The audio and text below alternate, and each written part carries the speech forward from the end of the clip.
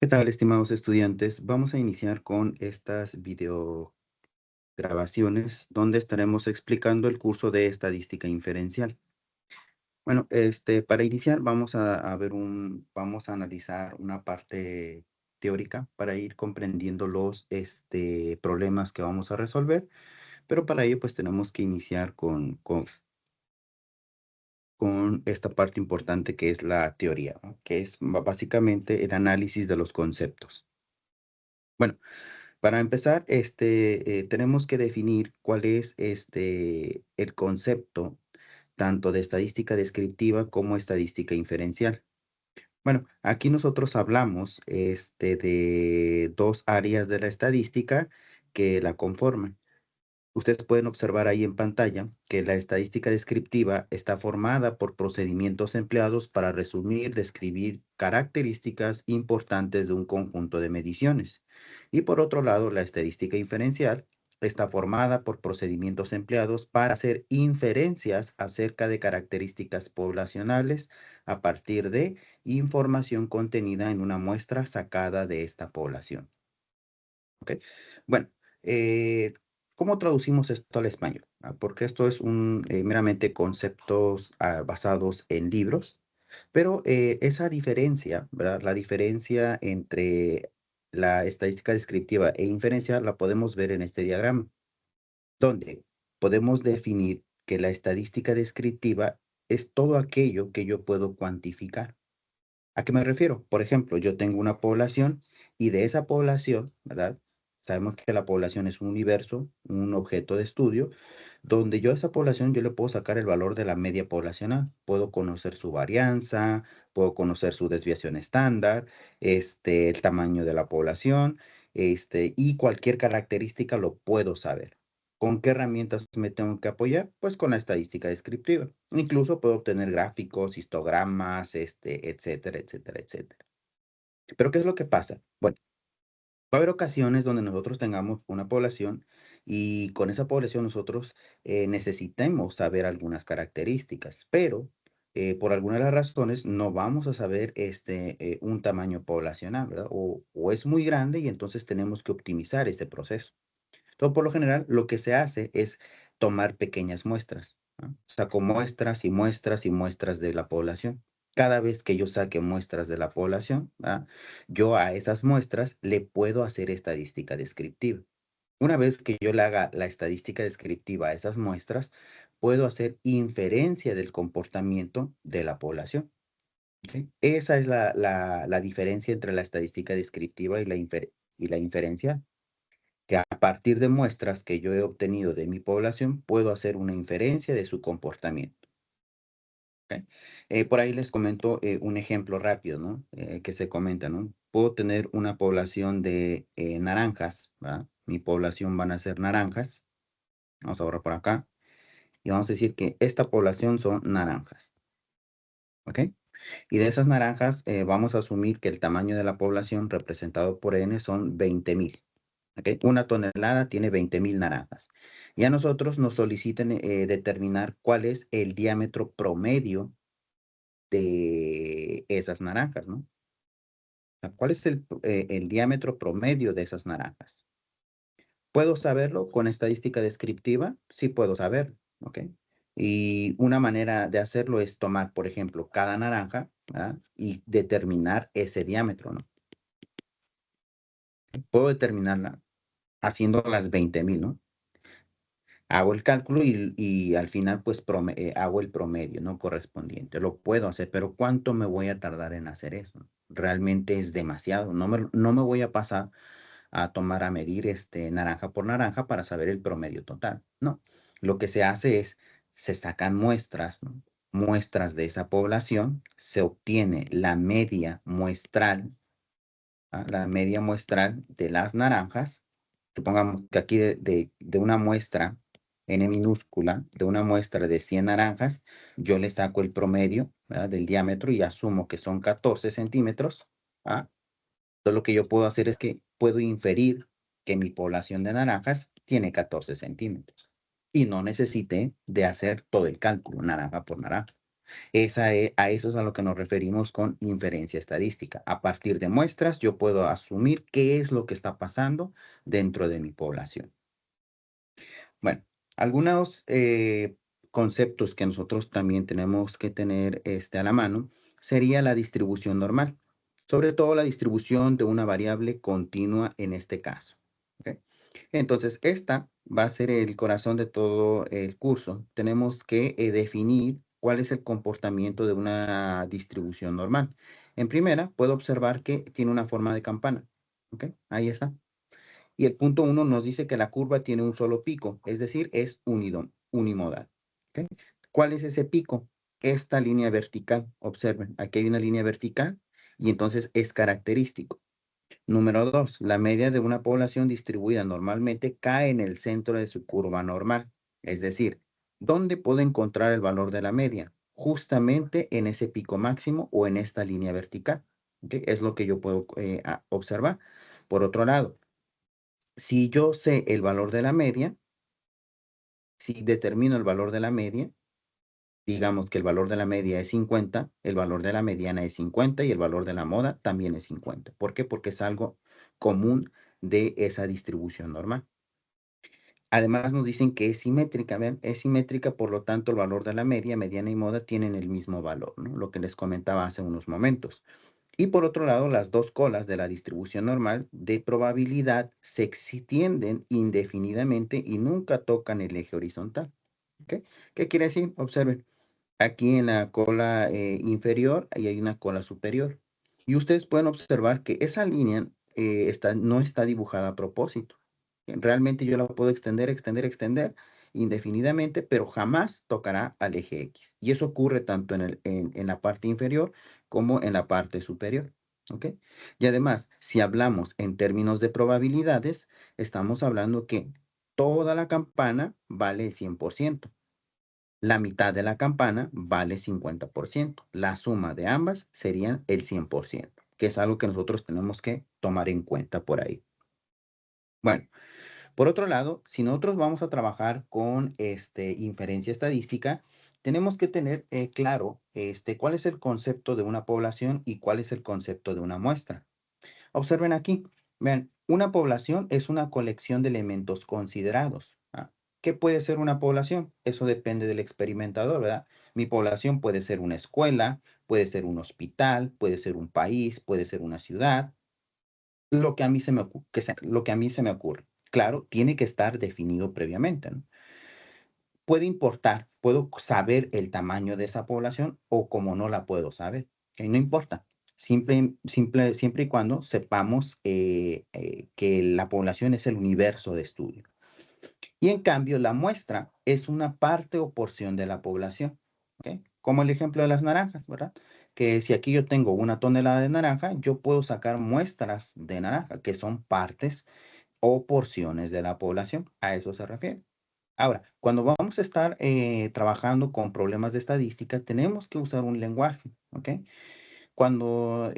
Si a mí me piden una característica de la población, nos vamos a referir a sus parámetros. Si me piden una característica de la muestra, nos referimos a sus estadísticos. ¿Ok? ¿Quiénes son sus parámetros y estadísticos? Por ejemplo, para la población, si yo le solicito los parámetros yo los tengo que traducir en estos 3 elementos esenciales. N va a representar el tamaño de la población y pertenece a un parámetro de la población. Mu, la letra griega mu, es la media de la población. Sigma es la desviación estándar de la población. Esos son parámetros de la población que a su vez son sus características. En cambio, con respecto a la muestra, nosotros nos vamos a referir a ellos como sus estadísticos. ¿Quiénes son los estadísticos de la muestra? Es el tamaño de la muestra, denotado por n minúscula, y aquí el estadístico, ¿no? Dependiendo, ¿no? Qué tipo de estadístico a mí me soliciten. Si es una media muestral, proporción muestral, diferencia de proporciones, esto puede cambiar, ¿no? En ese sentido. Pero aquí como ejemplo le ponen la media muestral. Y S minúscula la representan como desviación estándar de la muestra. ¿ok? Que algunos autores lo trabajan como sigma, sigma subíndice X barra o sigma barra, ¿verdad? Que es lo mismo. Eso depende del libro que ustedes estén manejando. Pero vean la correlación que hay tanto en la población y en la muestra. Observen que si yo tengo la población, esa va a tener un tamaño, ¿ah? Pero también la muestra tiene un tamaño. Si yo conozco la media de la población, quiere decir que yo puedo conocer la media muestral. Y asimismo, si conozco la desviación estándar de la población, puedo conocer la desviación estándar de la muestra. ¿Ok? Y eso realmente lo puedo correlacionar cuando hablo en estadística inferencial, que lo vamos a ver más adelante. ¿Ok? Bueno, un concepto importante o algo que nosotros debemos de analizar es el teorema del límite central. ¿Qué es el teorema del límite central? Que es algo que vamos a estar usando durante todo este curso. Bueno, aquí tenemos un concepto. Dice, el teorema del límite central, ¿verdad? Cuando se seleccionan muestras aleatorias simples de tamaño n de una población, la distribución muestral de X barra puede aproximarse mediante una distribución normal a medida que el tamaño de la muestra sea grande. ¿Ok? Esto es algo muy importante. ¿Por qué? Porque nosotros vamos a trabajar con la distribución normal. ¿Quién es la distribución normal? Esta de aquí. Recuerden que vamos a trabajar con esa distribución normal, que sabemos que es simétrica en ese sentido. Bueno, entonces, esa distribución normal, ¿por qué la trabajamos? Porque es simétrica y los cálculos son más sencillos, que a diferencia de una distribución de Student, una binomial, un chi cuadrado o una de Fisher, que esos realmente son distribuciones que están presentes, pero se usan para otro tipo de cosas, ¿no? Entonces, en pocas palabras, el teorema del límite central, ¿qué es lo que me dice? Vean, aquí tenemos un ejemplo. Dice, ilustración, en este caso, ilustración del teorema del límite central con 3 poblaciones. Yo puedo tener una población 1, población 2 y población 3. Pero observen que en estas poblaciones que yo tengo, no tienen un comportamiento de normal. ¿Ok? No siguen la distribución de una campana gaussiana. ¿Por qué? Porque yo desconozco, yo puedo desconocer en un problema si realmente tiene ese comportamiento, ¿no? Si la tiene, pues qué mejor, ¿no? Ya no me preocupo por ello, pero si no la tiene, entonces me debo de preocupar. Pero vean cómo esta población 1 es una distribución cuadrada, vean que es como dos triángulos espejo, ¿verdad? Y vean esta sección. Entonces, ¿qué es lo que me dice el teorema del límite central? Me dice, cuando tú saques muestras de cada población, ¿ah? Veamos la población número 1, vean que sacaron 2 muestras. En cada población van a sacar 2 muestras. Cada vez que tú saques muestras, ¿verdad? Lo que va a ocurrir es que si tú graficas esas muestras, se van a aproximar a una distribución normal. Y tiene sentido, observen, vean, aquí de esta población 1, de la población 2 y de la población 3, en los 3 casos sacaron un tamaño de muestra de 2. Pero vean cómo cambió la distribución una vez que graficaron esas muestras. Ahora observen por acá. Cuando aumentan a 5, vean que ya, ¿qué forma tienen? Tiene una forma de campana. ¿Se lo ven? Ya se parece a una distribución normal. Pero si toman muestras equivalentes a 30, vean que ya son formas de campana gaussiana. Y se cumple el teorema del límite central, que lo que nos quiere decir, entre más muestras tú tomes de una población desconocida, quiere decir que cuando tú hagas la gráfica, lo que vas a obtener va a ser una curva normal. Esto de aquí lo vas a obtener entre más muestras tú obtengas. Entonces, eso es algo muy importante para nosotros porque con eso nosotros vamos a resolver los ejercicios correspondientes. ¿Y para qué importa todo esto? Bueno, porque nosotros vamos a entrar a este primer subtema, distribución de muestreo para la media muestral. ¿Ok? Entonces, aquí tienen nosotros vamos a partir de una población. ¿Qué población es en este sentido? Lo vamos a analizar por acá. Mm, Ven aquí. Esta es mi población de interés. ¿Ok? Ahí yo tengo una población. Yo sé que a esa población le puedo conocer sus parámetros, que ya comentamos que eran los parámetros, ¿no? Sin embargo, cada vez que yo saque, en este caso, muestras de esa población, ¿verdad? Donde las muestras las vamos a pintar de color naranja, ahí están. Cada vez que yo saque una muestra, yo puedo conocer cuál es el valor de su media y su desviación estándar. ¿Cuál es el valor de su media y su desviación estándar para cada uno? ¿Okay? Lo puedo hacer y puedo sacar n cantidad de muestras. ¿Okay? Y entonces, si yo hago eso, yo puedo hacer inferencias, ¿no? Acerca de mi población. Supongamos que yo no, a mí me pidan encontrar cuál es el valor de la media poblacional. Si yo no la tengo, ¿verdad? Pero a partir de las muestras puedo obtener cuál es el valor de esa media muestral. Supongamos que una vez que yo haga la estadística descriptiva y encuentre que la media muestral es 5, entonces yo puedo inferir que la media de la población es equivalente a 5. Y a eso se le conoce como distribución de muestreo para la media muestral, que es lo que nosotros vamos a ver. Entonces ahí tienen un teorema. Dada una población, si extraemos todas las muestras posibles de un mismo tamaño, entonces la media de la distribución de todas las medias muestrables posibles será igual a la media de la población, que eso es lo que me quiere decir. Justamente lo que acabamos de ver en la explicación.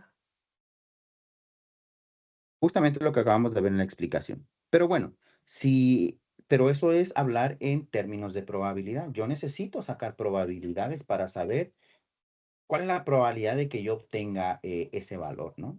Y para ello, si yo hablo de una curva normal, no puedo hablar en términos de probabilidad. Para eso yo tengo que estandarizar. Por ejemplo, mira, yo puedo aquí tener la normal, ¿verdad? Y en la normal, si hablo de una distribución de muestreo para la media muestral, voy a tener esa curva y donde la línea vertical, un momento por ahí, vamos a dibujarla de nuevo. Ahí está mi curva normal, observen. Dibujo la línea vertical, que sabemos que es lo que va a hacer que sea simétrica. Y entonces el comportamiento de la distribución de muestreo va a tener eso. Observen, la curva normal con esa línea vertical y ese pico máximo será el valor de la media poblacional. Y el eje de las X representará el valor de la media muestral. ¿Okay? Yo puedo ubicar eso. En cambio, si quiero hablar en términos de probabilidad, yo tengo que estandarizar. ¿Okay? ¿Qué es estandarizar? Sacar probabilidades acumuladas. ¿Y cómo saco esas probabilidades? Con esta ecuación que les presento por ahí, donde Z representa un estadístico, ¿no? Un estadístico Z que me va a ayudar a traducir la información de la normal en términos de probabilidad. ¿Qué información necesito? Necesito información de X barra. ¿Qué representa X barra? Media muestral. ¿Qué representa mu subíndice X barra? Media poblacional. Y esta de acá, la última que les he señalado, representa la desviación estándar de la muestra. Y aquí les falta, es el cociente de la desviación estándar entre la raíz cuadrada de n. ¿Okay? Todo eso, ¿por qué? Porque vamos a considerar que se está aproximando a una distribución de probabilidad normal, que justamente lo tienen ahí. ¿Okay? Bueno, ¿con qué objetivo se hace esto? Bueno, pues para entrar directamente a los problemas, nosotros tenemos este pequeño formulario, algunas fórmulas clave, ¿ok? Hay un axioma, ¿no? Que me dice, el valor esperado, en este caso me dice que el valor esperado de la media muestral es equivalente a la media poblacional, ¿ok? ¿Cómo interpreto esa ecuación 7.1? Una disculpa, jóvenes, por el ruido de fondo. ¿Cómo interpreto eso? Sencillo. Si a mí me dicen que la media poblacional es 5, entonces yo puedo asumir que el valor esperado que yo espero para la media muestral, pues debe de ser 5, o viceversa. Si me dan información de la media muestral, puedo asumir que la media poblacional es 5, ¿no? En ese sentido. Ahora, aquí también hay dos maneras de encontrar la desviación estándar de la muestra. Cuando se conoce la población, que ahí dice población finita. ¿Por qué? Porque conocemos el tamaño de la población. Se tiene que usar un factor de corrección, donde n mayúscula representa, en este sentido, n mayúscula representa el tamaño de la población y n minúscula representa el tamaño de la muestra. Sigma sabemos que es la desviación estándar y n representa el tamaño de la muestra. Esta este cálculo de desviación estándar de la muestra únicamente la voy a usar cuando conozca el tamaño de la población. Si no conozco el tamaño de la población, entonces uso la infinita, que solamente sería la desviación estándar entre la raíz cuadrada de n. A eso se refiere. Y es lo que nosotros vamos a analizar. Pero también, si nosotros manejamos para el estadístico media muestral, también lo puedo usar para una proporción, que es la misma temática. Vean, el valor esperado de la proporción de la muestra es equivalente a la proporción poblacional. Y también tenemos con respecto a una población finita y una población infinita. Y claro, la ecuación cambia, ¿no? En este caso, el estadístico Z va a cambiar porque estaríamos hablando de el estadístico proporción. Pero por ahora no nos vamos a centrar en esto, nos vamos a centrar solamente en la ecuación 7.1, 7.2 y la ecuación que representa para la media muestra. Y acá tenemos el teorema del límite central nuevamente. Y nos dan el concepto, ¿no? Cuando se seleccionan muestras aleatorias simples, que es algo que ya vimos, ¿verdad? Entre más muestras yo obtenga de mi población, más se va a aproximar a la normal. Pero cuidado, ¿cuándo puedo usar este teorema del límite central? Veamos. Puede haber una condición. Vean aquí, la población tiene una distribución normal. Veamos el concepto. Dice, en muchas situaciones es razonable suponer que la población de la que se seleccionó la muestra aleatoria simple tenga una distribución normal o casi normal. Cuando la población tiene distribución normal, la distribución muestral de la media muestral está distribuida normalmente, sea cual sea el tamaño de la muestra. ¿Okay? Por otro lado, la población no tiene distribución normal. Cuando la población de la que se tomó la muestra aleatoria simple no tiene distribución normal, el teorema del límite central ayuda a determinar la forma de la distribución muestral de X barra, el enunciado del teorema del límite central, aplicando la distribución muestral de X barra, dice lo siguiente, ¿no? Mucho concepto, ¿no? Pero traducido al español, ¿qué me quiere decir en este caso? Vamos a ver, vamos a catalogar, ¿no? El postulado A y el postulado B. O sea, traducido al español, ¿qué es lo que me quiere decir? En el postulado A, si yo veo un problema y en el problema a mí me dicen que la población tiene un comportamiento normal, entonces quiere decir que no le voy a hacer caso el tamaño de la muestra. Es decir, si en el problema me dicen que hay normalidad, si se comporta como la normal, y supongamos que yo tengo un tamaño de muestra de 15, ¿verdad? Tamaño de 15, no me va a importar. Quiere decir que sí puedo hacer los cálculos correspondientes, que lo vamos a ver en un ejemplo, ¿no? Sí puedo hacer los cálculos correspondientes porque ya de entrada el problema me dice que tiene ese comportamiento. En cambio, si el problema no me dice que la población tiene normalidad, cuidado, porque todo esto está correlacionado con el estadístico Z, la ecuación Z que veíamos anteriormente. Esa ecuación Z la podré utilizar siempre y cuando el tamaño de muestra sea mayor o igual que 30.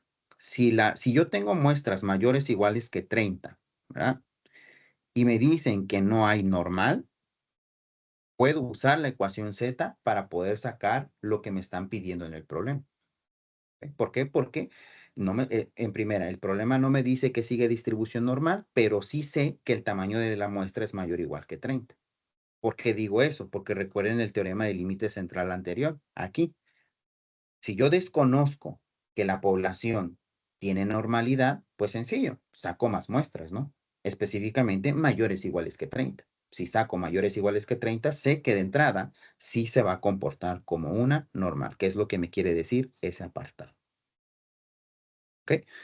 Por otro lado, y con esto voy a finalizar este video para que no se alargue demasiado, es cómo usar, en este caso, esta tabla, la tabla Z, que se conoce como probabilidades acumuladas en la distribución normal estándar. ¿Para qué me va a servir? Bueno, supongamos que yo quiera determinar una probabilidad, ¿no? O sea, ¿cómo debo de usar esta tabla? Entonces, ven ahí, aquí el ejemplo les dice, de hecho, tiene un ejemplo por atrás, aquí, vean. Dice, las entradas que aparecen en la tabla dan el área bajo la curva y a la izquierda del valor de Z. Por ejemplo, para una Z equivalente a menos 0.85, ¿ok? La probabilidad acumulada es 0.1977. Ese valor de z, ¿de dónde lo sacaron? De esta ecuación. Z es equivalente a x barra menos mu entre la desviación estándar sobre la raíz cuadrada de n, asumiendo que es una población infinita. Ese valor de menos 0.85 salió de esa ecuación z que les acabo de dibujar ahí. Si se preguntan de dónde salió ese valor de z, ¿no? Ahora, observen, si tengo una z menos 0.85, esa gráfica que ustedes están observando ahí se le conoce como distribución normal, perdón, se le conoce como distribución de probabilidad normal estandarizado. ¿Okay? Yo lo abrevio de esa manera, pero a eso se refiere esa curva. Distribución de probabilidad normal estandarizado. Y observen que aquí, en este caso, esta campana gaussiana, ahora la vertical va a ser, el valor va a ser de 0. Y en este caso, puedo tener dos tipos de valores de z. Z con comportamiento negativo o z con comportamiento positivo. Por encima de 0, los valores de z son positivos. Por debajo de 0, los valores de z son negativos. ¿Ok? A eso se refiere. Entonces, ¿cómo uso esta tabla? Sencillo. Entonces, vamos a hacerle caso al ejemplo, en este caso de aquí. ¿Vean? Me dicen, si tú obtuviste menos 0.85, entonces tengo que irme a esta gráfica. ¿Vean? Dibujo la gráfica, trazo el eje X, trazo la línea vertical, pongo 0 y aquí me detengo, ¿verdad? Si yo obtuve menos 0.85, ¿a dónde lo voy a ubicar? ¿Izquierda o derecha? En este caso, como es negativo, lo tengo que ubicar hacia la izquierda. ¿Okay? Y entonces ese valor de z yo sé que vale menos 0.85. Y entonces, ¿quién va a ser la probabilidad? La probabilidad que yo encuentre de cualquier valor de z, sea negativo o sea positivo, va a ser la probabilidad de ese valor hacia la izquierda. En este caso, aquí tenemos el valor de menos z. Vean que aquí me posiciono, trazo una línea vertical y lo que yo encuentre en esta tabla va a ser de ese valor hacia la izquierda sería mi probabilidad acumulada. Entonces, ¿cómo encuentro? Vean, nuevamente observo este número, menos 0.85. Vean que aquí este valor de z tiene valores de z con respectivos, con respectivas décimas. 0, aquí no tengo décimas, aquí es perdón, centésimas. 0.01, 0.02 hasta 0.09. Entonces voy a buscar esto. Para empezar, me ubico en los negativos y estamos en los negativos. Tengo que buscar el menos 0.8. Y entonces voy a bajar por aquí. Aquí está, vean, menos 0.8. ¿Ok? Y entonces vamos a marcar. En este caso lo voy a marcar. Y aquí está, el menos 0.8. Me regreso y tiene que ser 85, ¿no? Hasta la centésima 5. Entonces aquí yo sé que el primero es 0, luego es 1, 2, 3, 4 y 5. Ese último valor subrayado, observen que sería la probabilidad que yo he encontrado de ese valor de z. 0.1977. Quiere decir que lo que está pintado, voy a borrar aquí lo que dibujé de la ecuación z, vamos a borrar. Ese valor que yo encontré de área bajo la curva, ¿verdad? El valor de 0.1977 es todo lo que está pintado en color azul. Y esa es el área bajo la curva, es la probabilidad que a mí me han solicitado. Y lo mismo ocurre si yo trabajo con un valor de z positivo. Vean, este z es equivalente a 1.25. Si yo lo busco en la tabla, todo lo que está por debajo de esta línea vertical, todo esto representa la probabilidad de 0.8944. Y de esa manera ustedes pueden usar estas tablas. Vean que para este libro que estoy manejando, que es el de Administración y Economía, es un libro de azul marino que está ahí en la plataforma. Vean que va desde menos 3 hasta 3 positivo, ¿no? Entonces, es una herramienta que vamos a usar para poder resolver los problemas. Lo dejo hasta aquí para que no se alargue mucho el video. Buena tarde para todos.